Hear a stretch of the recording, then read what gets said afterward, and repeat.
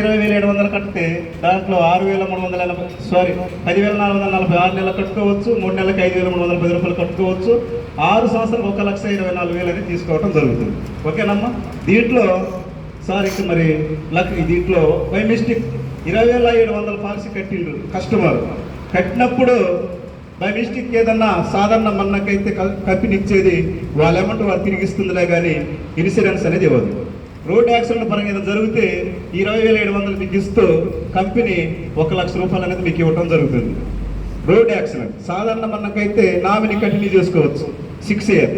ఓకేనా సార్? ఎవరిని ఉంటే లేదు సార్ నేను కట్టలేను అనుకుంటే మీకు 6 సంవత్సరాలు పూర్తి అయినప్పుడు మీరు కట్టిన అమౌంట్ మీకు అనేది 20,700 తిరిగి ఇవ్వడం జరుగుతుంది కస్టమర్. ఓకేనా సార్? అట్లాగే బ్యాంకుల గురించి వివరించారు, పోస్టల్ డిపార్ట్మెంట్ గురించి వివరించారు, సిడిపిపి మనకు డబ్బులు ఉంటే ఎక్కడ దాచుకుంటాం? ఎక్కువ బ్యాంకులో దాచుకుంటాం. బ్యాంకులో ఉంచుకుంటే ఎంత వస్తుంది? ఒక 9-10 సంవత్సరాలకే డబ్బులు వస్తుంది. అదే మన ఐఎఫ్ఎల్ కంపెనీలో ఉంచుకుంటే 6 years 3 నెలలకి మనకి 6 సంవత్సరాలు 3 నెలలకి మనకి డబ్బులు వస్తుంది. అట్లా మీరేంటంటే కస్టమర్ దగ్గర క్లుప్తంగా చెప్పారు. ఓకేనమ్మా?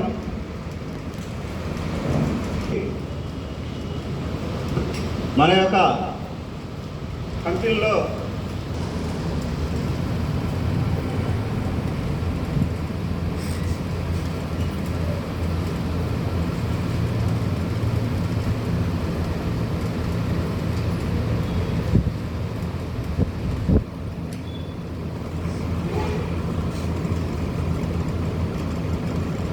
మన భారతదేశంలో 3 రకాల కంపెనీలు ఉంటాయి. ఫస్ట్ ఆఫ్ ఆల్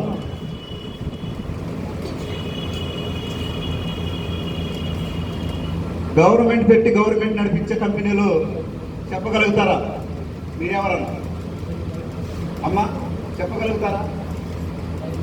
స్కూళ్ళు, పోలీస్ స్టేషన్లు, ఎంఆర్ ఆఫీసులు, తర్వాత గవర్నమెంట్ హాస్పిటళ్ళు, జిల్లా కలెక్టర్ ఆఫీసులు అట్లా చెప్పుకొని మన హెల్త్ చాలా వరకు ఉన్నాయి గవర్నమెంట్కి సంబంధించినవి.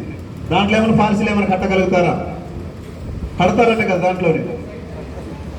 దాంట్లోనే కడతారట కదా, అడుగుతారు కదా సార్ మీది గవర్నమెంటా ప్రైవేట్ అని, కడతారా దాంట్లో పాలసీలు? ఏం సార్ గవర్నమెంట్ పెట్టి గవర్నమెంట్ నడిపించే కంపెనీలు పోలీస్ స్టేషన్లు ఏమన్నా మొగుడు పిల్లలు గొడవలు పడితే పోలీస్ స్టేషన్కి వెళ్ళాలి, అంతే కదమ్మా? లేదనుకుంటే భూమి గొడవలు ఉంటే పోలీస్ స్టేషన్కి వెళ్ళాలి, అంతే కదా? దీంట్లో పాలసీలు ఏమైనా కడతారా? వెళ్ళటం ఎస్ఐ గారి దగ్గర కూర్చొని సార్ మాకు పాలసీలు కట్టమంటారా మీరేమన్నా? దాంట్లో అది ఉండదు. ఈ కోవాకిలో పాలసీ కట్టే విధి విధానాలు ఉండదు. రెండోది ప్రైవేటు వ్యక్తి పెడతారు, ప్రైవేటు వ్యక్తి నడిపించుకుంటారు. దీనికి సంబంధించిన ఏ కంపెనీలు ఉన్నాయి? ఇందాక చెప్పే నేను ఫస్ట్ ఆఫ్ ఆల్ మొదటగా వచ్చినప్పుడు ఆ టైంలో నేను పని చేశానని సార్. అభియాగోల్డ్ దీంట్లో అగ్రిగోల్డ్, మైత్రి, శ్రీచక్ర గోల్డ్, అక్షయ గోల్డ్, అభయ గోల్డ్ అనేది దీంట్లో పనిచేయటం జరిగింది.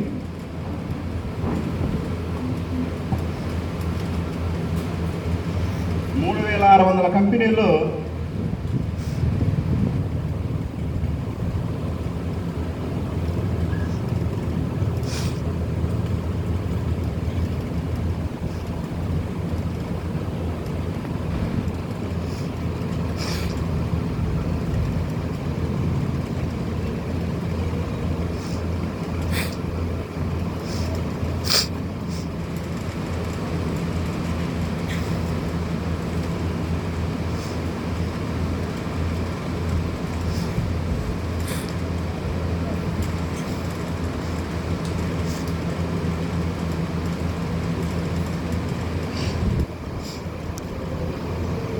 $3,600 కంపెనీలు 2013 to 2014 అనేది కంపెనీలు మొత్తం ఆపేయటం జరిగింది. దాంట్లో 1956 చట్టం ప్రకారం 1984లో 34 అంటే ఈ 34 సంవత్సరాలు అనేది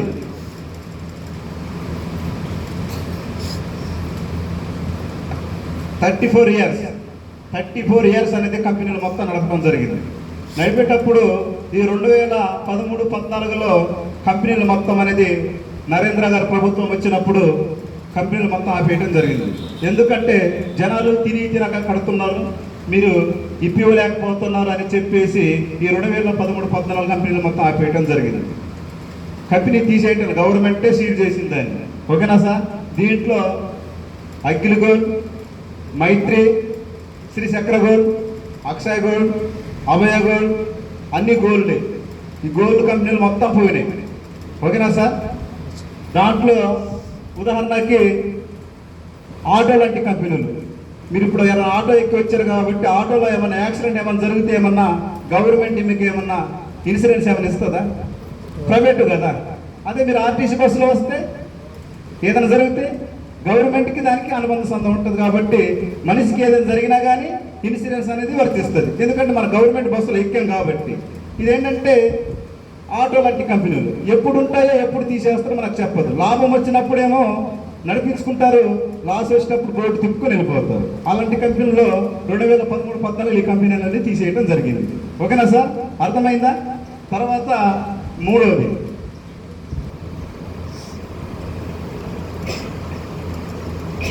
గవర్నమెంటే పెడతారు,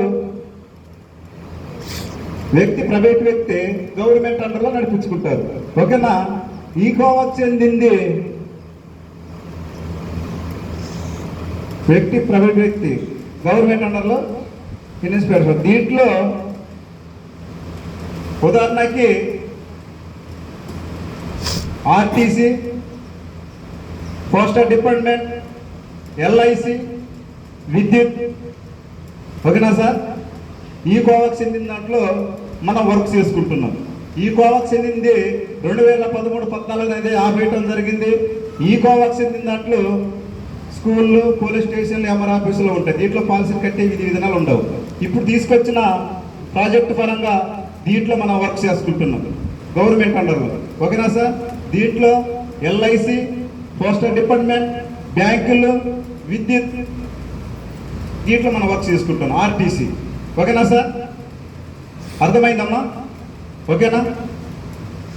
తర్వాత ఈ యొక్క సెక్టర్లు నడిపించే ఇంకొన్ని ఉంటాయి.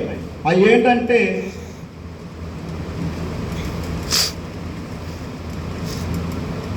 ఆర్బీఐ. ఆర్బీఐ అంటే ఏంటి సార్? రిజర్వ్ సార్ సుమన్ గారు డిస్టర్బ్ అవుతుంది. ఆర్బీఐ అంటే ఏంటి? ఆర్బీఐ అంటే ఏంటి? Reserve bank of India sir. Reserve bank of India. దీని కింద ఏం పని చేస్తాయి? బ్యాంకులు. బ్యాంకులు పనిచేస్తాయి. ఓకేనా సార్? ఏ బ్యాంకులు పనిచేస్తాయి? ఎస్బీఐ. ఏ బ్యాంకులు పనిచేస్తాయి?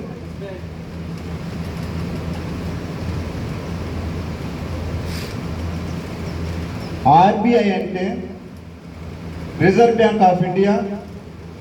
దీని కింద బ్యాంకులు పనిచేస్తాయి. ఉదాహరణకి మనకి తెలిసినంత వరకు ఎస్బీఐ ఒకటే తెలుసు. జనాలు దాంట్లో మనం ఎక్కువ డబ్బులు ఉంచుకోవాలన్నా కానీ ఇంకేదైనా పొదుపు చేయాలన్నా కానీ ఎస్బీఐలోనే ఉంచుకుంటాం. ఓకేనమ్మా? తర్వాత దాంతోపాటు మనకి ఇంకా కొన్ని బ్యాంకులు ఉన్నాయి. Union bank,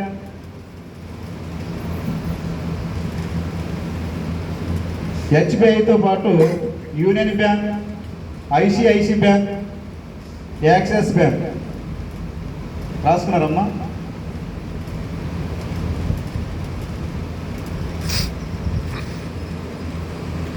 SBI, union bank, ICICI bank, axis bank. మరి మనందరం డబ్బులు ఎస్బీఐలోనే దాచుకుంటాం కదా. మరి ఈ బ్యాంకులో కూడా జనాలు అనేది డబ్బులు దాచుకుంటారు. దాచుకోరా?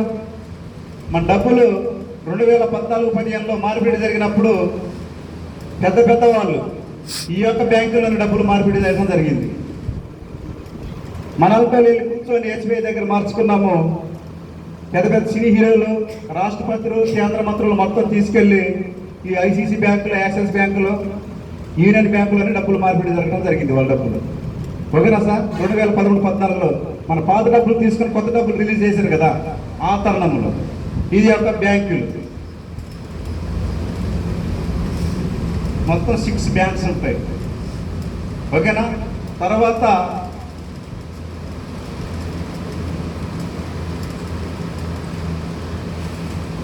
ఐఆర్డిఏ.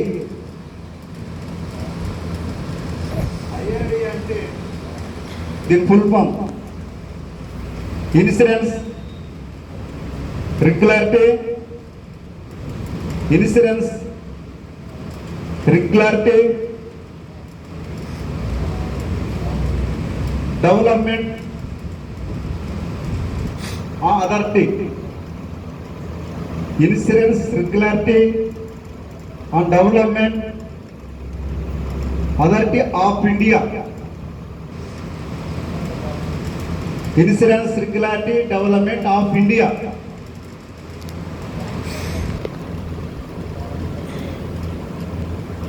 దీంట్లో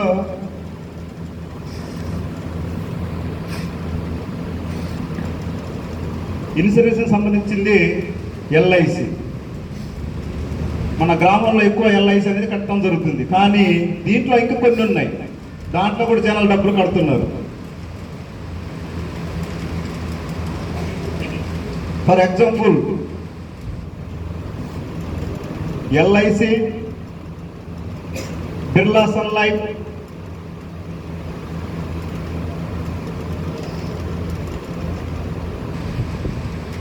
ICC limited,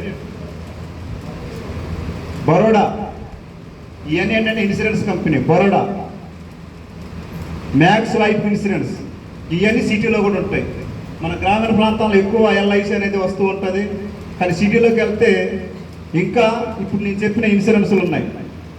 LIC, Birla Sun Life, ICICI limited, Max Life insurance, అట్లా చెప్పుకుని పోతే మనకు తెలిసిన కొన్నే కానీ 23 ఉంటాయి,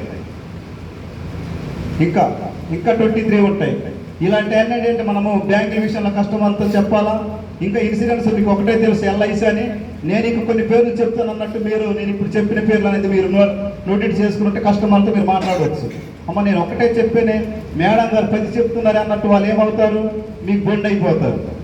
వాళ్ళు చెప్పినట్టు మీరు కాముకుంటారు అనుకో, నాకే ఎక్కువ తెలుసు అన్నట్టు కస్టమర్ మాట్లాడతారు. మీరు ఒక 4-5 కంపెనీల గురించి, బ్యాంకుల గురించి మీరు చెప్పగలిగితే కస్టమర్లు ఏం చేస్తారు, కంపెనీ గురించి వీళ్ళు బాగా స్టడీ చేశారు, అన్ని విషయాలు వీళ్ళు తెలుస్తున్నాయి అన్నట్టు, ఇంకా గెలిపితే మనకు ఏం రాదన్నట్టు వాళ్ళు మీరు చెప్పినట్టు వాళ్ళు సరెండర్ అయిపోతారు. ఓకేనండి. తర్వాత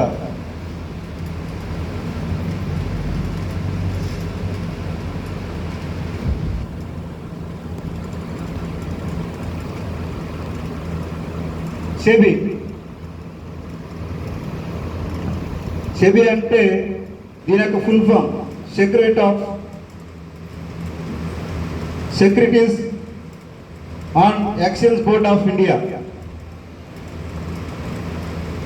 SBI, SEBI securities and exchange board of India, దీని full form.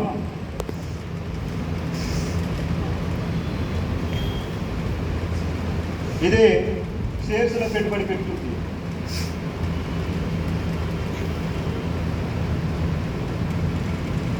Share marketing up and down, మీరు న్యూస్ చూస్తూ ఉంటారు కదా, మొత్తం వార్తలు అయిపోయినప్పుడు ఏమొస్తుంది సార్, లాస్ట్ ఎండింగ్లో ఒక క్రికెట్ గురించి చెప్తారు, ఏ టీం గెలిచింది ఏంటి అనేది.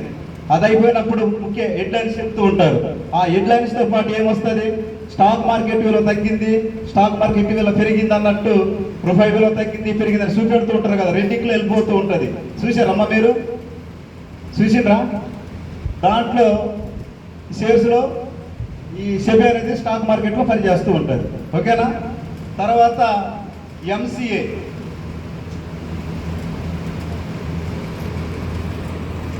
ఎంసీఏ అంటే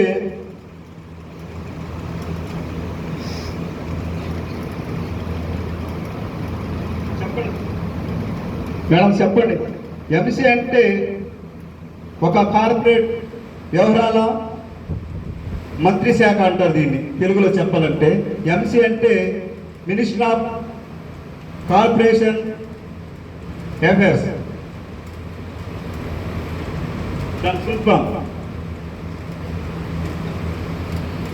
మినిస్టర్ ఆఫ్ కార్పొరేషన్ ఇది IFL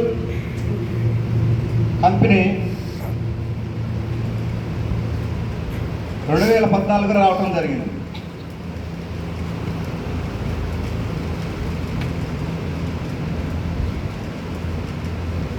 IFL green producer company అనేది ఈ ఎంసీలోనే 2014 రావటం జరిగింది.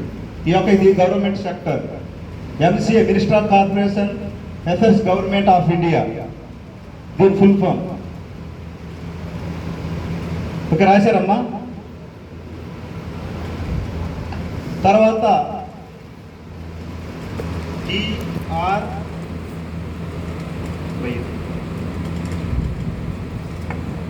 TRAY try, telecom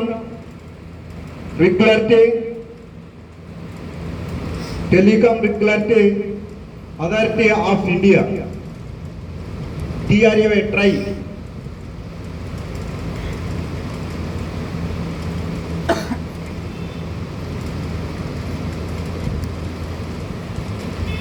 telecom regulatory authority of India, దీని ఫుల్ ఫామ్ తెలుగులో.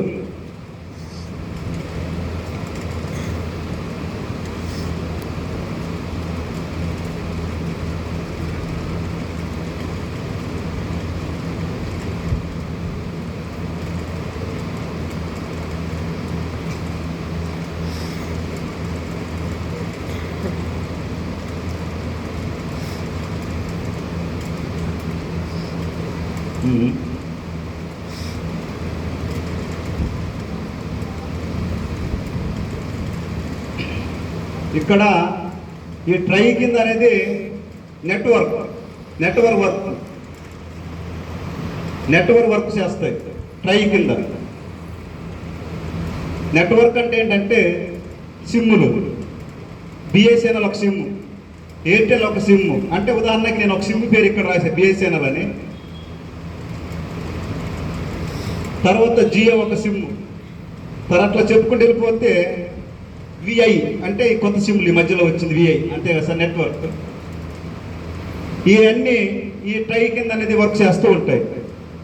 ఏంటంటే గవర్నమెంట్ సెక్టర్లు, ఆర్బీఐ ఒక సెక్టర్, ఐఆర్డి ఒక సెక్టర్, సెబీ ఒక సెక్టర్, ఎంసీఏ ఒక సెక్టర్, ట్రై ఒక సెక్టర్. దేనికి దానికి అనేది మార్చి ఎండింగ్లో లెక్కలు ఉంటాయి. ఈ బ్యాంకు వాళ్ళు వెళ్ళి ఐఆర్డి దగ్గర లెక్కలు చూడరు, ఐఆర్డి వాళ్ళు సెబీ దగ్గర లెక్కలు చూడరు, సెబీ వాళ్ళు ఎంసీఏ దగ్గర లెక్కలు చూడరు. ఉదాహరణకి మన ముఖ్యమంత్రి ఎవరు? రేవంత్ రెడ్డి గారు. వాళ్ళేనండి, వాళ్ళే కదా. వాళ్ళు ఏమైనా కిందికి వచ్చి మన వర్క్ చూస్తున్నారా? ఆ యొక్క గ్రామాల్లో ఎవరు ఉంటారు?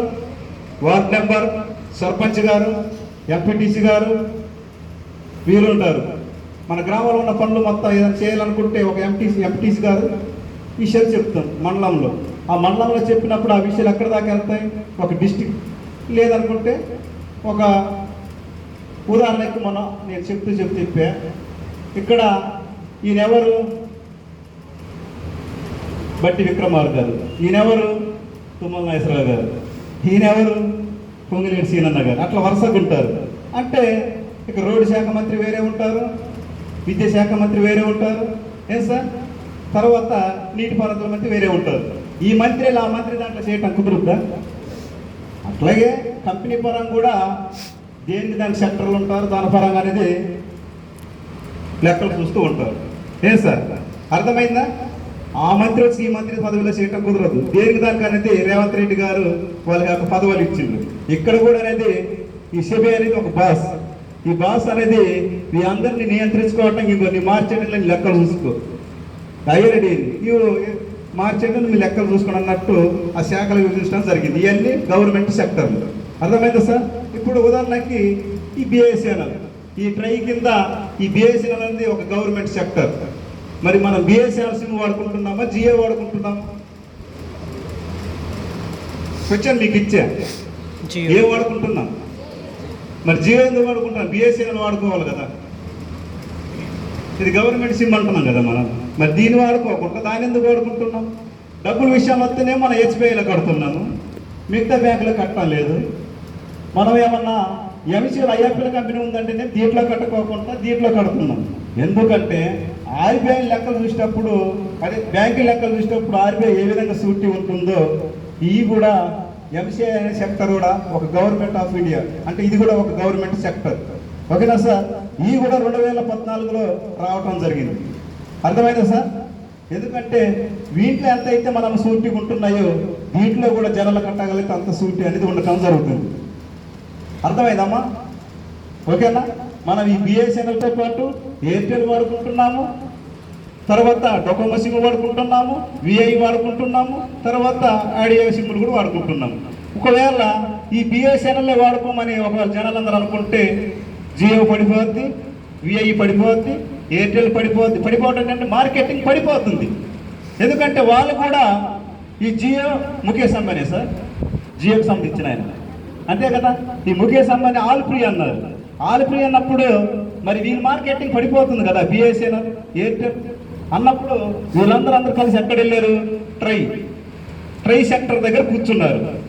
కూర్చొని సార్ మీరు ఆల్ ఫ్రీ అంటే మా బిజినెస్ ఆగిపోతుంది అనే వాళ్ళకి ముఖేష్ అంబానీతో ఈ ట్రై వాళ్ళకి సంబంధించిన వాళ్ళ సెక్టర్ వాళ్ళు కూర్చొని సార్ మీరు 3 నెలలకు ఫ్రీ, 3 నెలలకు నెట్ ఫ్రీ అంటేనే అప్పుడు మేము రిలీజ్ చేస్తామనే వాళ్ళకి ఈ ట్రై వాళ్ళు ఏది చెప్తే ముఖేష్ అంబానీ ఆ విధంగా 3 నెలలకి, ఇప్పుడు జియో మనము నెట్ బ్యాలెన్స్ 3 నెలలకి అట్లా పెట్టుకుంటున్నాం కదా, అట్లయితేనే మేము కంటిన్యూ చేసుకుంటామంటే ఓకే సార్ మీరు ఏది చెప్తే అది నేను వింటానని చెప్పే వాళ్ళకి జియోతో పాటు ఈ బిఎస్ఎన్ఎల్, ఎయిర్టెల్ ఈ కూడా మనం రీఛార్జ్ చేసుకుని నెట్ బ్యాలెన్స్ అనేది వాడుకుంటున్నాం. అర్థమైందా సార్? ఓకే. మరి నేను చెప్పిన దాంట్లో మీకు ఎంతవరకు అర్థమైందో, నేనైతే ఏదో చెప్పుకుంటూ వెళ్ళా, మరి మీరు అర్థం చేసుకుంటారని ఈ బ్యాంకుల గురించి, ఈ యొక్క సెక్టర్ గురించి అనేది చెప్పడం జరిగింది. అదేవిధంగా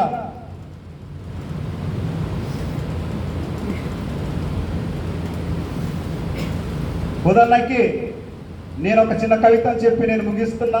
ఎందుకంటే మరి మనము ఒక కుమ్మరి అనేది రెండు కుండలు తయారు చేస్తారు కుమ్మరి. ఆ 2 కుండలు అనేది ఉదాహరణకి ఆ మట్టి పిసుకొని 2 కుండలు తయారు చేస్తే ఆ 2 కుండల్లో ఒక కుండ అనేది బాగా కాలుస్తారు, ఇంకొక కుండ అనేది కాలుస్తుంటే నన్ను కాలవద్దు అని ఒక కుండ అంటుంది. అంటే ఆ కాల్చినప్పుడు ఆ 2 కుండల్ని, కాల్చిన కుండని బయట వరండాలో పెడతారు, కాలవన కుండను కూడా వరండాలో పెడతారు. ఎందుకంటే మరి కుండ నమ్మాలి కదా కుమ్మరి. ఎందుకంటే వాళ్ళ జీవన మార్గం గడవాలంటే అమ్మితేనే వాళ్ళకి ఆ డబ్బులు అనేది రావడం జరుగుతుంది. అప్పుడు ఆ నైట్ అనేది వర్షం వస్తుంటుంది, తెల్లారు చూస్తే ఆ కుమ్మరి అనేది కాలిన కుండేమో ఆ వరండాలో కనబడుతుంది, కాలని కుండేమో మొత్తం కరిగిపోతుంది. దీని ఆన్సర్ ఏంటి?